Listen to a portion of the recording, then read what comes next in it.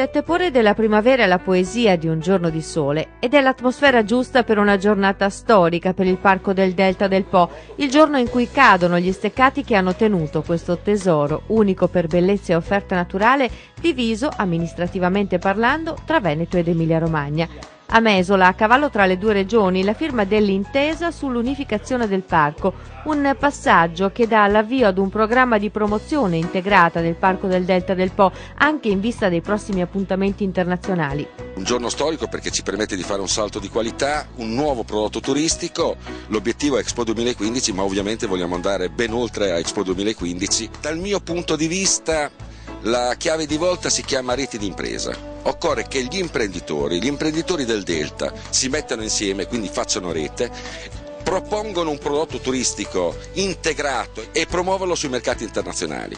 La parte che può fare il pubblico è accompagnare e aiutare questa iniziativa, soprattutto con un cofinanziamento nella parte di promo commercializzazione. Le premesse quindi sono buone. Veneto ed Emilia-Romagna mobilitano ogni anno 100 milioni di presenze turistiche. Il Parco del Delta, però, forse proprio a causa di divisioni burocratiche e amministrative, non ha registrato grandi variazioni dei flussi turistici. Gli steccati e le barriere amministrative devono essere superate. In questo senso si collabora e si guarda al bene del territorio e evidentemente al sviluppo di quest'area, e quest'area non può che essere unitaria, aggregata, e quindi proporsi sul mercato nazionale e internazionale in forma veramente complessiva e unitaria. Anche le imprese dovrebbero scommettere. Soprattutto le imprese, perché le amministrazioni pubbliche svolgono un ruolo determinante come start-up, ma poi sono loro che determinano il successo o l'insuccesso di un'area, di un territorio. Una iniziativa sollecitata sia da parte pubblica che da parte delle imprese che credono nello sviluppo di questo straordinario territorio. Abbiamo oggi anche turismo legato alla natura che è in forte crescita.